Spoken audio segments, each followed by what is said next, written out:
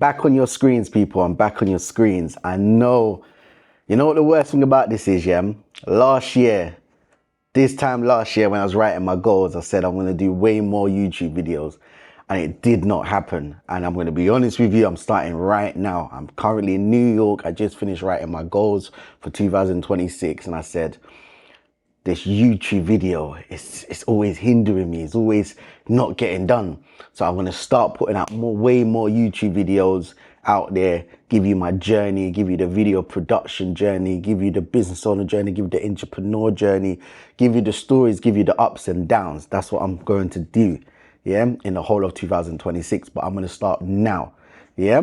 So make sure you like and subscribe, follow the channel, hit up the channel, ask me questions, leave comments, interact, let me know, interact, because I'm definitely going to be doing these videos absolutely way more.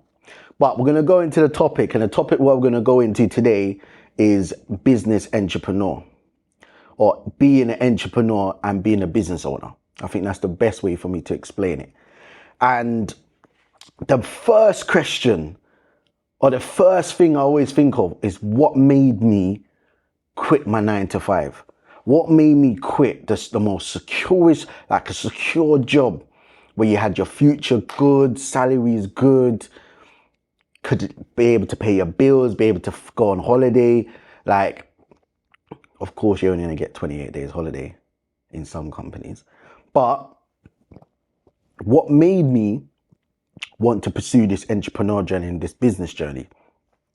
And a lot of people say, well, Chris, it's because you knew that you was going to travel. No, I didn't know I was going to travel. I did not know I was going to travel to New York or America. I did not know I was going to travel to the Caribbean. I did not know I was going to travel to Canada. I didn't know all of this. So when I first gave up my 9-to-5, what made me want to pursue this business idea? And I feel like it comes down to one thing. I strongly believe that you cannot just be an entrepreneur. You have to be born an entrepreneur. You have to be born with the spirit. You have to be born with it. I strongly believe that you have to be born with it. If you're not born with it, I don't know. But I believe that you have to be born with it. There's people who's born with it who be able to take risks. And one of the risks is quitting your 9-to-5. One of your risks is starting a business where nobody believes in you. Another risk is doing things by yourself, because especially as a business owner, you don't have the support of your friends. Not necessarily your friends will support necessarily what you're doing. I always say that your friends group is that group for a reason, basically. So that might be a socialized group, but not necessarily for your business or for the inspiring dreams or what you personally have. So that's why I said your friends are not really going to be with you. Family members, they're not necessarily with you either. Yeah, they might say they're with you, but they're not with you. Because when the times gets hard, they're not with you. So for me, it comes down to that you had to do this by yourself, and you had to come to a realization that you're doing this by yourself. And I learned that very quickly in the first 4 months of me starting my business. Yeah, or me starting the video production business. But the question is this, let's go back. And I believe, again, you're born with it, because let's go back to when I was in school. When I was in year 7, what made me go and pick up those 50p donuts from Sainsbury's, the packs of 50p for 5, and sell them for 25p each? What made me do that? Like, genuinely, at year 7, in the playground selling donuts and making 75p profit of one packet of donuts. What made me do that? What made me turn that into crisps, sweets, chewing gum, drink, till it becomes a full snack shop of sweetie stuff? And people was buying it down to my year, down to the olders. The olders didn't try to bully ride me, nothing. They paid their money because they respect the business. But it's just like, what made me think of that? Just me, what made me do that? And like, again, you're born with it. And that's the same thing what made me quit my 9 to 5. Like, I had some good, really, really good jobs. Like from 16 or from 15 going on 16, you know what I'm saying? To, of course, if you haven't worked there, but I worked there, I worked at McDonald's, went from McDonald's to Phones For You. Phones For You was a wicked company, absolute wicked company. You learn a lot of valuable sales techniques there. And it's a shame they closed down, but it was a really, really good company. That's Phones For You. Worked there, then became what? Carphone Warehouse assistant manager, branch manager, business leadership manager. Then left there, went to compliance. Done a little bit of compliance work for logistic business, and then from there, you know what I'm saying to you, graduated in IT computer science, then be able to got my computer science degree, where allowed me to go into cybersecurity and data analyst.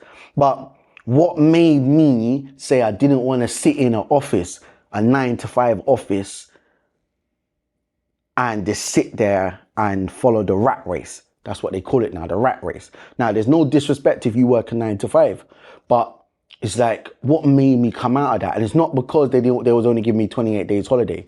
It's not because, I didn't want to go into work every single day, because I love working. I feel like that there's much more that I can do. And I believe, again, that is a spirit, and God wants me to do more. And that's the reason why what made me quit this 9 to 5 and pursue my own media production career. Now, when I started the media production company, a lot of people probably know me as LTVT, which stands for London TV Talents. Basically, that's what I created. It was more of a talent type of business where we was basically filming dancers, singers, poets, all sorts of different type of talent we was trying to film and basically upload it onto YouTube. From there, and quite a lot of the old videos is actually still on YouTube. Can't even find out password for that YouTube channel. But then I come out of that and went into LTV production. And the reason why I put in the more production, because I was doing like stuff for, like, I remember I was doing festivals like Wireless Festival, just doing videoing. And at these point of times, I wasn't even getting paid. This is just me picking up a camera and filming. Yeah. Going to Pioneer Plays, filming. Doing the small little dancehall raves. Yeah, I'm saying to you, filming that. Yeah, and it's so crazy, because when I think about it now, yeah, a lot of those events I didn't get paid for, but I went there, pick up a camera and start filming. And the way the industry is now, how you see it, you're thinking, raw, like, you've done all of this work just to get to this particular stage here. So sometimes I'm going to say to you, like, a lot of people say free work is not good and it's undervalued. Yes, it's undervalued, but you learn the fundamental skills, what you're going to need later on, which I currently taken. But the most important thing of what I'm going to say here is this. I took the decision to become an entrepreneur. I took the decision to open a business. Now the business became a brand. Now the brand, or let me bring it right back again. Let me start again. I took the decision to quit my company. I created a brand. For me creating a brand, that brand now leading to a business. That business now allows me to basically make a profit. Yeah. And that's that's the decision why I currently took him with this entrepreneur journey and this business journey. But down the line, there's a lot of stress what comes with it. So the first thing is money is not consistent. It is definitely not consistent. And it's one of them things where you can have a very good week and then you can have a very bad week. So when you work a 9 to 5, you're clocked in at 9 a.m., you finish at 5 p.m. and that's it. When running a business, you got to start your day at 5 a.m. in the morning.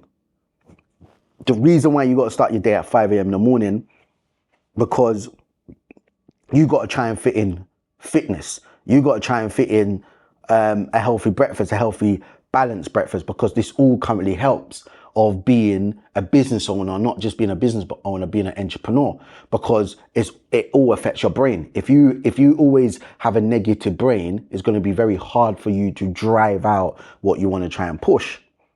However, You got, like I said, you got to start your day at 6 a.m. in the morning. When you're starting your day at 6 a.m. in the morning, it's not necessarily you have morning bookings. So what I used to do to offset my media production business is I used to do delivery. And one of the companies I basically delivered for was Golfer. And Golfer was pretty good because you were delivering to B2B and sometimes B2P, which is business to personal.